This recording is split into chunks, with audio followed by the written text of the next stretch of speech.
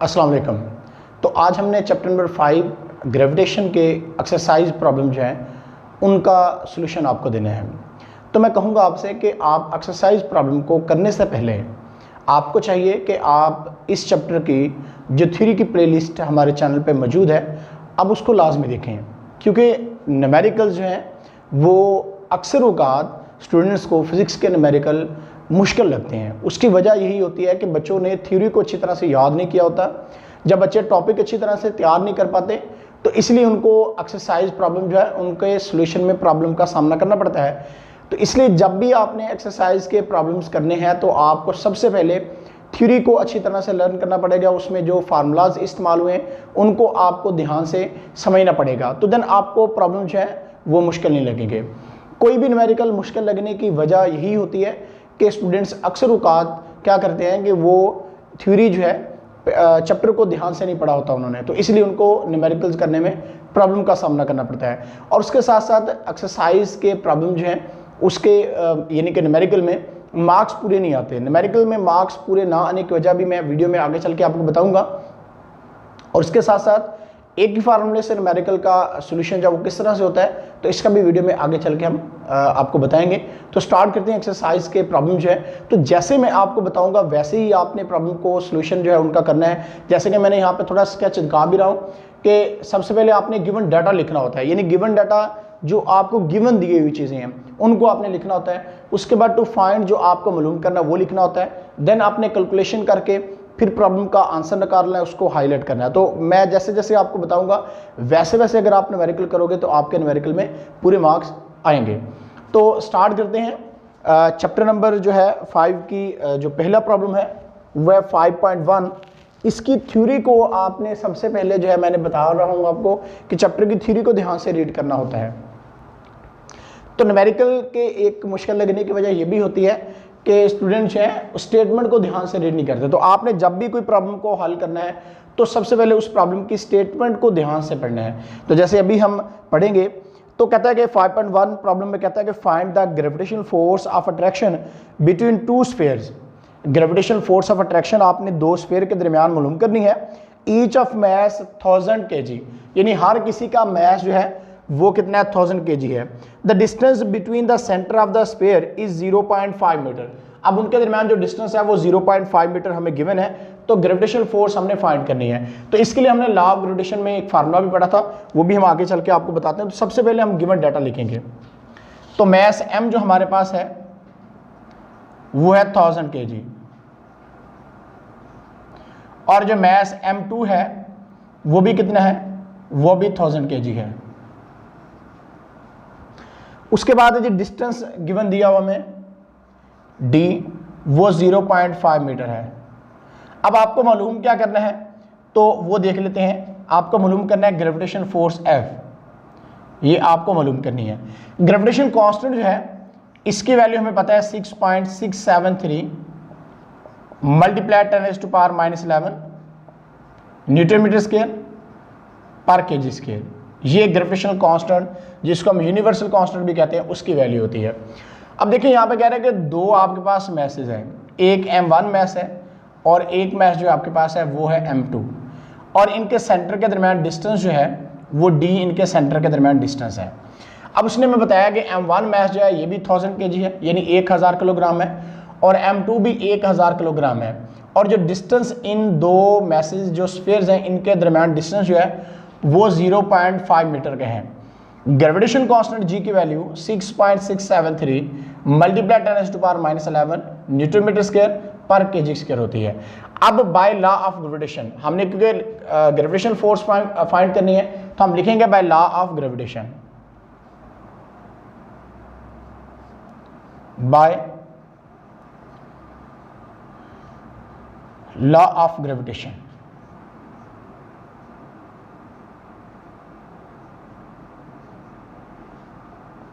Bye Newton law of gravitation भी कह सकते हो या by law of gravitation. F is equal to G m1 m2 by D square.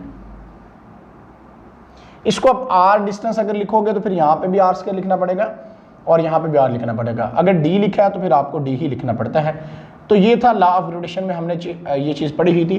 तो मैं डिस्क्रिप्शन में लॉ ऑफ ग्रेविटेशन की वीडियो का लिंक भी दूंगा, तो आप उसको देखेगा, देन आपको ये फार्मूला भी पता चल जाएगा कि हमने ये फार्मूला कैसे फाइंड किया है। तो अब हम क्या करते हैं, बाय पुटिंग द वैल्यूज, अब हम वैल्यूज लगाएंगे। F इज इक्वल टू हमारे पास M1 मैस जो है, M1 मैस जो है वो है 1000 kg मल्टीप्लाई M2 मैस भी हमारे पास कितना है, वो भी 1000 kg है। और इसके बाद G ग्रेविटेशन कांस्टेंट की वैल्यू जो है वो भी चलो हम यहाँ पे लगा देते हैं 6.673 मल्टीप्लाई 10⁻⁻11।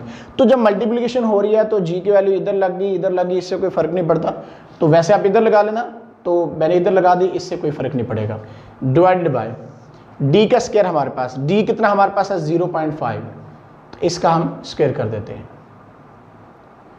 अक्सर औकात स्टूडेंट यूनिट साथ लिख देते हैं, यानी यहाँ पे केजी यूनिट है इसका, इसका भी केजी है, इसका न्यूटन मीटर स्क्वायर है, पर केजी स्क्वायर है, डिस्टेंस का मीटर है। तो अगर आपने लिखना है साथ साथ तो आप लिख लें, अदरवाइज आप यूनिट को एंड पे भी साथ लिख सकते हैं, आंसर के साथ भी। तो अब हम इसकी कैलकुलेशन करते हैं कैलकुलेटर पे। तो हमारे पास सबसे पहले हम मल्टीप्लाई करेंगे जी 1000 मल्टीप्लाई 1000 मल्टीप्लाई 6.673 मल्टीप्लाई 10⁻⁻11 है इसकी, डिवाइडेड बाय 0.5 और इसके ऊपर स्क्वायर है। तो ये हमारे पास आंसर आया जी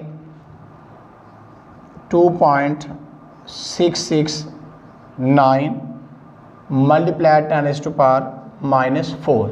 तो इसको हम लिख सकते हैं F इज इक्वल टू 2.67 लिख सकते हैं। 9 है तो हम एक इसमें रोड ऑफ का तरीकाकार होता है, इसमें एक ऐड कर देंगे 2.67 मल्टीप्लाई 10⁻⁻4 और साथ में फोर्स का यूनिट हमें पता है न्यूटन होता है, हम यहाँ पे न्यूटन लिख देंगे। अब आपने क्या करना है, इसको इस तरह से करके बॉक्स कर देना है और यहाँ पे आपने लिख देना है आंसर। तो इस तरह से हमारा जो है न्यूमेरिकल कंप्लीट हो जाएगा। यानी सबसे पहले हमें उसने दो मैसेज दिए थे, इनके दरमियान डिस्टेंस d था और फोर्स ऑफ ग्रेविटेशन हमें फाइंड करनी थी। बाय लॉ ऑफ ग्रेविटेशन हमने देखा F is equal to G m1 m2 by D square होता है, हमने यहाँ पे वैल्यूज लगा दी हैं। तो मैंने G कैपिटल की वैल्यू बाद में लगा दी है, तो ये यहाँ पे पहले लगा लो आप, ज़्यादा बेटर है, यहाँ पे लगा लो तो गलत नहीं होगा। तो उसके बाद हमने डिस्टेंस जो है उसका स्क्वायर करना था, 0.5 था, उसका स्क्वायर किया, तो कैलकुलेशन किया कैलकुलेटर पे, तो हमारे पास ये आंसर आ गया। तो इस तरह से आप अगर बॉक्स कर दोगे तो ये आपका न्यूमेरिकल मुकम्मल हो जाएगा। इस तरह से आपके पूरे मार्क्स न्यूमेरिकल में, यानी 5 मार्क्स का न्यूमेरिकल आता है तो 5 के 5 मार्क्स आपको पूरे मिलने वाले हैं।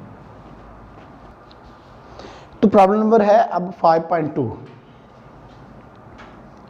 तो जैसे मैंने पहले बताया था आपको प्रॉब्लम 5.1 में कि आपने प्रॉब्लम की स्टेटमेंट को ध्यान से रीड करना होता है, यानी प्रॉब्लम की स्टेटमेंट अगर आप ध्यान से रीड करोगे तो तभी आपको प्रॉब्लम मुश्किल नहीं लगेगा। तो प्रॉब्लम नंबर 2 में कहता है 5.2 में the gravitational force between two identical lead sphere, यानी दो एक जैसे लेड के स्फीयर हैं और उनके दरमियान जो ग्रेविटेशनल फोर्स है kept at 1 metre apart is 0.006673 Newton.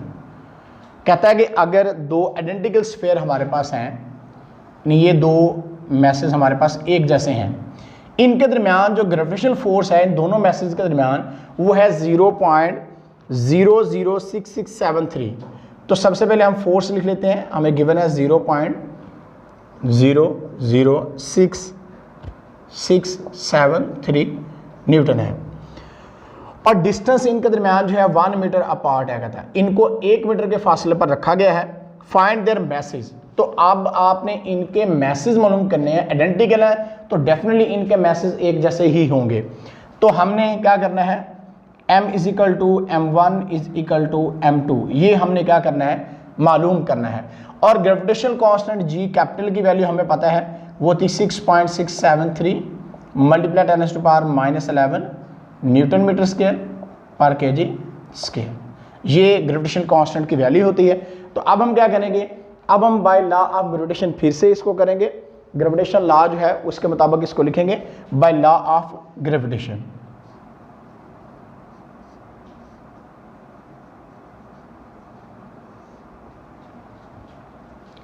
तो बाय लॉ ऑफ ग्रेविटेशन क्या था हमें मालूम कि F is equal to G capital gravitation constant था m1 m2 by D square. ये हमने फार्मूला देखा था बाय लॉ ऑफ ग्रेविटेशन।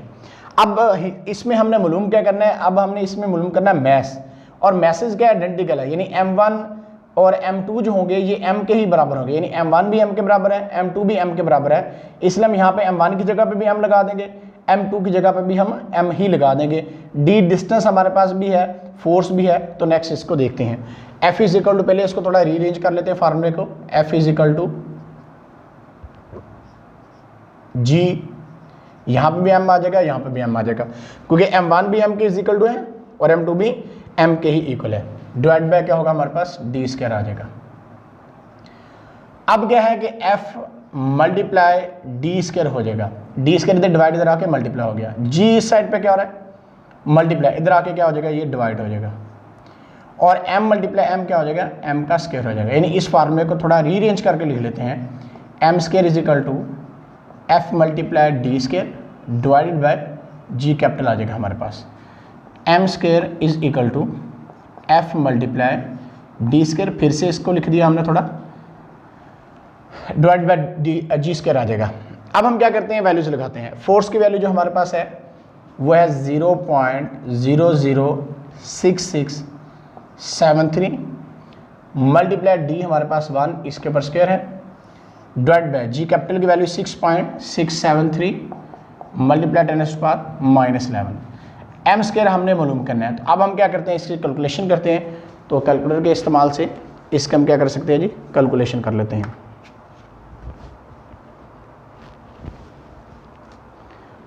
तो सबसे पहले हम लिखते हैं 0.006673 मल्टीप्लाई 1 का स्क्वायर डिवाइड बाय 6.673 मल्टीप्लाई 10⁻⁻11। तो ये हमारे पास आ गया जी 10000 8 0 आ गया हमारे पास। ये 1 के बाद 8 0 हमने लगा दिए। अब m स्क्वायर है तो हमें क्या करना है, m मालूम करना है। हम क्या करेंगे, इसका स्क्वायर रूट लेंगे। इस स्क्वायर को कैंसिल करने के लिए दोनों साइड पे हम स्क्वायर रूट ले लेते हैं। तो इससे हमारे पास क्या आएगा, इससे हमारे पास m आ जाएगा जी 10,000। m क्या आ गया 10,000, और इसके ऊपर क्या लगा देंगे जी, सॉरी इसके साथ क्या लगा देंगे, यूनिट इसका लगा देंगे। और इस तरह से यही हमारा आंसर जो है, इसको हमने बॉक्स कर देना है और यहाँ पर हम लिख देंगे आंसर। तो ये था वो आइडेंटिकल स्फीयर जिनका मैस यानी m1 m2 जो मैसेज बराबर थे, और वो हमारे पास से 10,000 kg उनका मैस था, जिनके दरमियान फोर्स 0.006673 न्यूटन और डिस्टेंस उनके जो दरमियान में था वो कितना था 1 मीटर था। तो इस तरह से हमारा प्रॉब्लम नंबर 5.2 जो है वो भी मुकम्मल हुआ। तो नेक्स्ट हमारा प्रॉब्लम है प्रॉब्लम नंबर 3, 5.3 प्रॉब्लम है हमारा नेक्स्ट। तो सबसे पहले जैसे कि मैंने पहले बताया आपको 5.2 में भी कि आपने स्टेटमेंट को ध्यान से रीड करना है। तो प्रॉब्लम 5.3 की स्टेटमेंट है, कहता है find the acceleration due to gravity. आपने acceleration due to gravity find करना है on the surface of the mass. Mass की सरफेस पे आपने फाइंड करना है। The mass of the mass is 6.42 multiply 10⁻23 kg। Planet का नाम है मार्स प्लैनेट है, एंड इट्स रेडियस इज, और इसका रेडियस कितना है 3370 किलोमीटर है, यानी 3370 किलोमीटर इसका रेडियस है। Find the acceleration due to gravity. तो हमने इसके लिए फार्मूला एक बनाया था, variation of G with altitude वाले टॉपिक में भी आपको बताया था कि जी इज इक्वल टू जो होता है gm/r² होता है। इस फार्मूले को मजीद मैं आपको क्लियर कर देता हूँ। हमने असल में फार्मूला ये पढ़ा था लॉ ऑफ ग्रेविटेशन में, F is equal to gm/r²। अब किसी भी बॉडी का वेट जो है वो ग्रेविटेशन पुल जो है उसकी वजह से होता है, इसलिए F is equal to W and W is equal to mg। हम यहाँ पे mg लगाएंगे तो ये फार्मूला g हमारे पास होगा m M capital by R square आ जाएगा। स्मॉल एम से कैंसिल, तो G is equal to formula क्या बन जाएगा, G M by R square. और यही फार्मूला हमने यहाँ पे इस्तेमाल करना है, तो इसलिए इस बात को आपने ध्यान में रखना है। तो सबसे पहले स्टेटमेंट में जो चीज़ें गिवन है हमें वो लिखते हैं। तो कहता है कि find the acceleration due to gravity, हमने जो है वो मालूम करना है। जी एम लिख देते हैं क्योंकि मार्स पे हमने ग्रेविटी फाइंड करनी है। और गिवन डाटा में हमें जो चीज़ें दी हैं, मैस ऑफ मार्स हमें दिया है, तो एम कैपिटल और स्मॉल एम साथ में लिख देंगे ताकि पता लगे ये मार्स का मैस है। तो ये है 6.42 मल्टीप्लाई 10⁻23 kg। और उसके बाद रेडियस जो इसका है आर, वो भी गिवन हमें 3370 किलोमीटर है। मीटर में लेके जाना है तो आपको क्या करना पड़ेगा, 1000 से मल्टीप्लाई करना पड़ेगा, तो ये मीटर में चला जाएगा। तो इसको हम लिख लेते हैं, ये आ जाएगा 337000। तो ये किस में आ गया, मीटर में हमारे पास आ गया इसका मैस। अब जीएम की वैल्यू फाइंड करनी है, तो हम लिखेंगे वी नो दैट,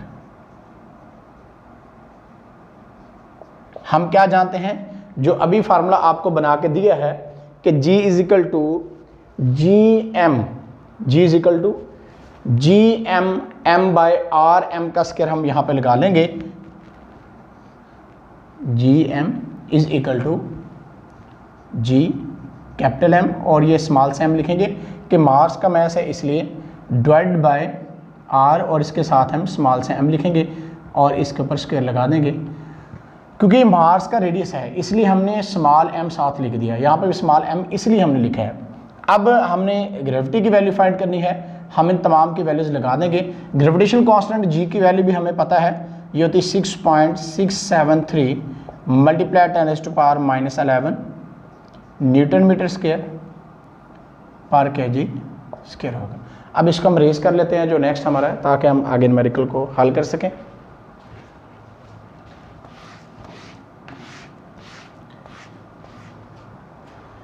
तो जी कैपिटल की वैल्यू हमें पता है,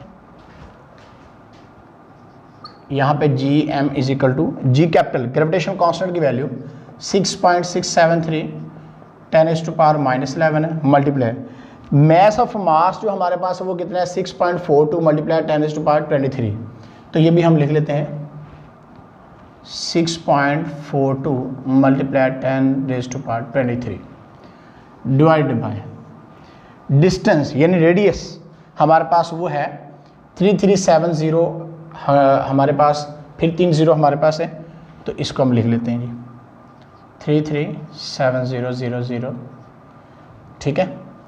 और इसका हम क्या करते हैं, स्क्वायर कर देते हैं। अब हम इसकी क्या करते हैं, कैलकुलेशन कर लेते हैं।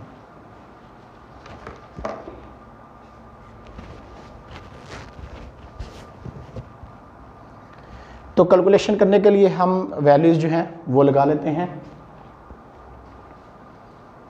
6.673 मल्टीप्लाई 10⁻⁻11 मल्टीप्लाई 6.42 मल्टीप्लाई 10⁻23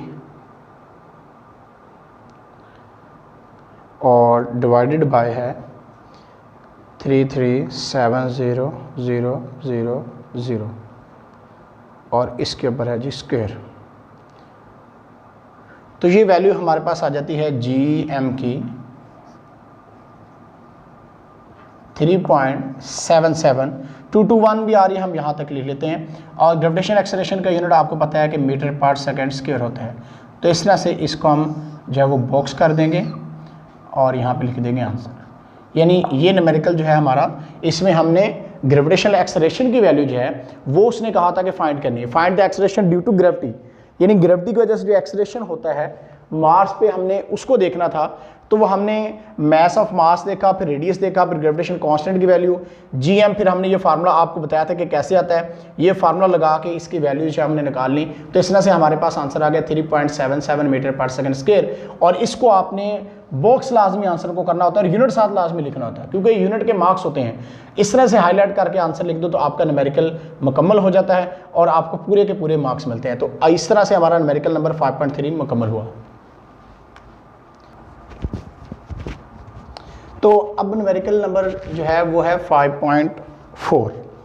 तो सबसे पहले जैसे कि मैंने आपको बताया था कि हमने स्टेटमेंट को ध्यान से रीड करना होता है। तो इसमें कहता है कि the acceleration due to gravity on the surface of moon is 1.62 metre per second square. The radius of moon is 1740 kilometre है, यानी 1740 किलोमीटर है। Find the mass of the moon, moon का आपने मास मालूम करना है। तो सबसे पहले हम लिखेंगे गिवन डाटा हमें क्या क्या है। तो acceleration due to gravity on the surface of moon हमें गिवन डाटा है 5.4 प्रॉब्लम है हमारे पास। तो जो ग्रेविटेशन एक्सेलरेशन ऑफ मून है वो है 1.62 मीटर पर सेकेंड स्क्वायर, और रेडियस ऑफ मून जो है वो भी हमें गिवन है। हम इस पे भी स्मॉल m साथ लिख देते हैं कि रेडियस ऑफ मून है, और ये भी हमें गिवन है 1740 किलोमीटर है। इसको मीटर में हम लेके जाना है, तो 1740 मल्टीप्लाई हम 1000 कर देंगे, तो इस तरह से ये हमारे पास आ जाएगा 174000 मीटर। तो ये आ गया जी रेडियस ऑफ मून। और ग्रेविटेशन कांस्टेंट g की वैल्यू हमें पता है 6.673 मल्टीप्लाई 10⁻⁻11 न्यूटन मीटर स्क्वायर पर केजी स्क्वायर होता है। फाइंड क्या करना है, find the mass of the moon. Capital M लिख के स्मॉल m साथ लिख देंगे ताकि पता लगे कि मास ऑफ मून जो है वो हमने फाइंड आउट करना है। तो इसके लिए हम क्या करेंगे, इसके लिए हमें पता है कि हमने एक फार्मूला पढ़ा था वैल्यू ऑफ g फाइंड करने का। तो हमने उसको निकाला कैसे था, बाय लॉ ऑफ ग्रेविटेशन हमने पढ़ा था F is equal to mgmm mass of moon divide by rm square. अब कोई भी बॉडी है उसका वेट ग्रेविटेशनल पुल की वजह से होता है। F is equal to W and W is equal to mg।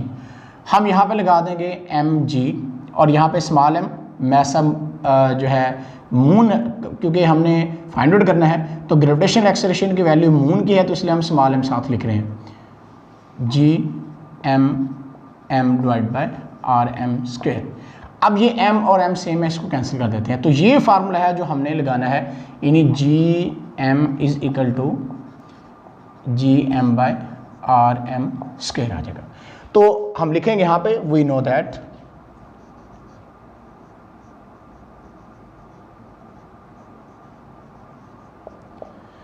हम क्या जानते हैं कि gm जो होता है वो बराबर होता है, यानी ग्रेविटेशनल एक्सेलरेशन ऑफ मून जो है वो इज इक्वल टू हमारे पास आएगा g कैपिटल M और स्मॉल m साथ लिखना है मास ऑफ मून की वजह से।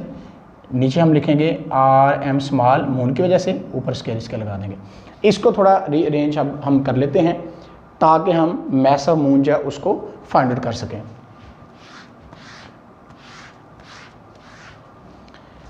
तो हम इसके लिए कर लेते हैं जी, इसको फिर से लिख लेते हैं ज़रा, gm g capital mm by rm square है।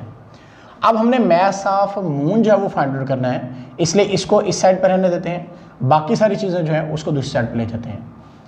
तो gm मल्टीप्लाई क्या हो जाएगा rm का स्क्वायर, क्योंकि ये चीज़ इधर डिवाइड इधर आके मल्टीप्लाई होगी, is equal to mass of moon रह गया, g कैपिटल इधर मल्टीप्लाई इधर आके क्या हो गया डिवाइड हो गया। इसको ज़रा फिर से लिख लेते हैं, mass of moon is equal to gm multiply rm square divided by g capital. अब हम क्या करते हैं, इनकी जगह पे वैल्यूज लगाते हैं कि ग्रेविटेशनल एक्सेलरेशन जो मून पे है उसकी वैल्यू, rm जो रेडियस है मून का उसकी वैल्यू लगाएंगे, और g कैपिटल की वैल्यू लगाएंगे। फिर हमारे पास मास ऑफ मून जो वो आसानी के साथ आ जाएगा। तो gm की वैल्यू है 1.62 मल्टीप्लाई रेडियस ऑफ मून जो है वो है 174000 मीटर में है, इसके ऊपर स्क्वायर है, r के ऊपर तो स्क्वायर लगाएंगे, डिवाइड बाय 6.673 मल्टीप्लाई 10⁻⁻11। अब मास ऑफ मून फाइंड करते हैं इसकी कैलकुलेशन करके। तो कैलकुलेशन हम कैलकुलेटर की मदद से जो है इसकी कर लेंगे, तो जिससे हमारे पास क्या आ जाएगा, मास ऑफ मून जो है वो आ जाएगा। तो कैलकुलेशन में हम सबसे पहले जो है वो वैल्यू लिखते हैं। तो हमारे पास है जी 1.62 मल्टीप्लाई 174 फिर 0 फिर 0 फिर 0 है, इसका स्क्वायर हम करेंगे डिवाइडेड बाय 6.673 मल्टीप्लाई 10⁻⁻11। तो ये हमारे पास आ रहा है जी 7.35008 आ रहा है, तो हम बस इधर तक लिख लेते हैं मल्टीप्लाई 10⁻22। साथ में मैथ्स का यूनिट केजी होता है, ये लाजमी लिखना है क्योंकि इसके मार्क्स होते हैं। अब इसको हम क्या करेंगे, इसको हम ऐसे करके बॉक्स कर देते हैं और यहाँ पे लिख देते हैं आंसर। तो इस तरह से प्रॉब्लम नंबर जो 5.4 है वो भी हमारा मुकम्मल हुआ। तो अब है प्रॉब्लम नंबर 5.5, तो जो कि बहुत इंपॉर्टेंट प्रॉब्लम है, वेरी इंपॉर्टेंट है ये। तो इसमें कहता है कि calculate the value of G at a height of 3600 kilometre above the surface of earth. Above the surface of earth का मतलब ही है कि आपने क्या करनी है, calculate the value of G मालूम करनी है सरफेस ऑफ अर्थ से ऊपर हाइट पे, एच हाइट पे, यानी ये हमारे पास अर्थ है जी और ये रेडियस ऑफ अर्थ आर है, M E mass of earth है, और यहाँ पे हाइट पे कहता है calculate the value of G height of 3600 kilometre above the surface of earth. तो यहाँ पे आपने समझे कि एक बॉडी ऑफ मैस एम है एच हाइट पे, तो इसकी वैल्यू ऑफ जी जो है आपने मालूम करनी है। तो बाय लॉ ऑफ ग्रेविटेशन हम जानते हैं कि F directly proportional M E mass of earth होता है और F inversely to R square होता है। लेकिन अब जो डिस्टेंस हमारे पास बन रहा है वो ये वाला बन रहा है डिस्टेंस, और ये कितना डिस्टेंस है, ये है आर प्लस एच, इसलिए हम यहाँ पे क्या लिखेंगे आर प्लस एच। और स्क्वायर ऑफ डिस्टेंस की फोर्स क्या होती है, इनवर्सली प्रोपोर्शनल होती है। बाय लॉ ऑफ ग्रेविटेशन हमने देखा था। दोनों रिलेशन को अगर हम कंबाइन करें तो हमारे पास क्या रिजल्ट आएगा, F directly M E over R plus H whole square. F is equal to proportional का साइन खत्म करेंगे, जी ग्रेविटेशन कांस्टेंट आ जाएगा, M E mass of earth over R plus H whole square आ जाएगा। अब हम जानते हैं इस बॉडी का वेट जो है वर्टिकली डाउनवर्ड एक्ट कर रहा है, F is equal to W and W is equal to M G होता है, इसलिए हम यहाँ पे क्या लगाएंगे M G is equal to G M E mass of earth divide by R plus H whole square. M से cancel हो जाएगा, तो जी हमारे पास जो है एच हाइट पे जी एच लिख देंगे क्योंकि हाइट पे हमने ग्रेविटेशन एक्सेलरेशन की वैल्यू फाइंड आउट करनी है। तो ये आ जाएगा G M E mass of earth divide by R plus H और होल स्क्वायर आ जाएगा। तो ये फार्मूला हमने इस प्रॉब्लम के अंदर इस्तेमाल करना है, जिससे हम वैल्यू ऑफ जी जो है एट हाइट एच जो है, यानी कितनी हाइट है वो 600 किलोमीटर, 600 किलोमीटर यानी 3600 किलोमीटर पे आपने वैल्यू ऑफ जी जो है वो फाइंड आउट करनी है। तो सबसे पहले हम गिवन डाटा लिख लेते हैं। तो गिवन डाटा में हमें एच गिवन है जो कि है 3600 किलोमीटर। अगर आपने इसको मीटर में लेके जाना है तो आपको क्या करना पड़ेगा, 1000 से मल्टीप्लाई करना पड़ेगा। तो इस तरह से हमारे पास आ जाएगा 36 और साथ में ये 0 आ जाएंगे, 3 0 ये 2 0 ये, तो टोटल 5 0 हमारे पास आ गए। इस तरह से मीटर में आ गया। और साथ में हमने रेडियस ऑफ अर्थ लिखना है जो कि 6400 किलोमीटर होता है, क्योंकि हमें ये हाइट तो उसने गिवन दी है, इन्हें टोटल तो ये आर प्लस एच बन रहा है इतना, ये हाइट हमें उसने दी है। ये हाइट उसने कहा 3600 किलोमीटर है और 36 लाख मीटर में है ये, और रेडियस ऑफ अर्थ हम इसमें प्लस करेंगे तो ही हमारे पास आर प्लस एच आएगा। तो आर रेडियस इसलिए हमने लिख दिया 6400 किलोमीटर जो कि अर्थ का रेडियस है। 6400 मल्टीप्लाई 1000 कर देंगे तो ये मीटर में आ जाएगा 64 लाख। तो ये किस में आ गया, मीटर में आ गया। ग्रेविटेशन कांस्टेंट जी की वैल्यू पता है हमें 6.673 मल्टीप्लाई 10⁻⁻11 न्यूटन मीटर स्क्वायर पर केजी स्क्वायर। ठीक है जी। अब हमने मालूम क्या करना है, वैल्यू ऑफ जी हमने जो है एच हाइट पे हमने इसको फाइंड आउट करना है। तो हम यहाँ पे लिख देंगे जी और साथ में स्मॉल सा एच, ये हमने क्या करना है, फाइंड आउट करना है। तो ये फार्मूला जो हमने निकाला है हम लिखेंगे यहाँ पे वी नो दैट।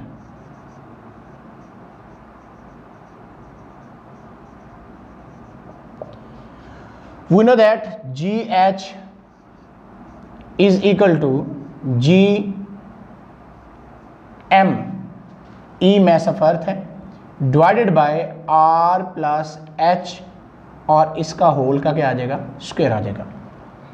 और साथ में हम गिवन डाटा में मास ऑफ अर्थ भी लिख लेते हैं, जो कि हमारे पास है m is equal to 6 × 10⁻24 kg होता है। ये मास ऑफ अर्थ के टॉपिक में हमने इसकी डेरिवेशन करके आपको ये वैल्यू जो है मास ऑफ अर्थ की निकाल के दिखाई थी कि इसकी वैल्यू जो हमारे पास कितनी आती है।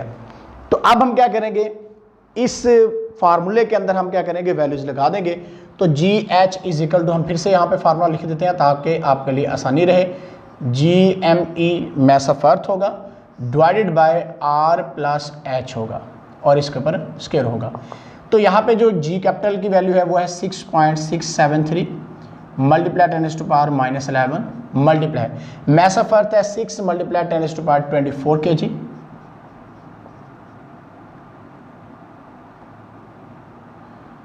Six multiply 10⁻24 kg divide by R plus H, और इसके ऊपर स्क्वायर करना है हमने।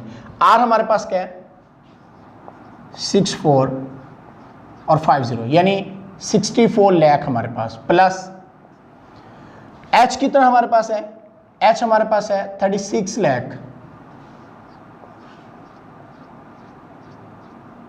और इसके ऊपर क्या है, स्क्वायर हमने लगाना है। तो इस तरह से हमारे पास जी एच की वैल्यू आएगी। तो अब इसको हम क्या कर लेते हैं, इसके हम कैलकुलेशन कर लेते हैं, कैलकुलेटर की मदद से हम इसकी क्या करेंगे, कैलकुलेशन जो है वो कर लेते हैं कि वो क्या आती है। तो सबसे पहले हम लिखेंगे जी, हमारे पास वैल्यू है 6.673 multiply 10⁻⁻11 multiply 6 multiply 10⁻24 mass of अर्थ था, डिवाइडेड बाय हम लिखेंगे 64 यानी 64 लाख प्लस 36 लाख जो कि हाइट थी, और इसके ऊपर क्या कर देंगे, स्क्वायर कर देंगे,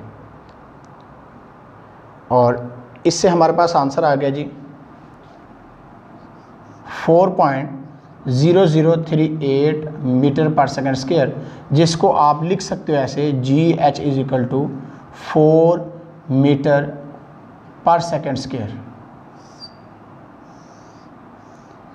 इस आंसर को आपने क्या कर दिया, हाईलाइट कर दिया, और आंसर साथ में लिख दिया।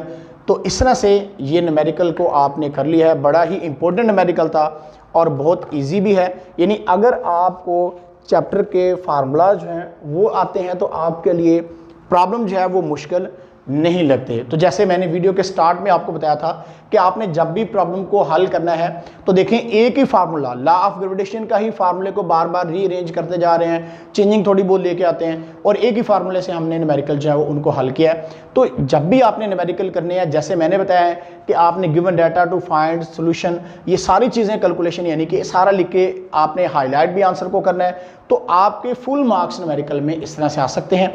तो आज जो हमने न्यूमेरिकल्स किए हैं वो है 5.1 से 5.5 तक किए हैं।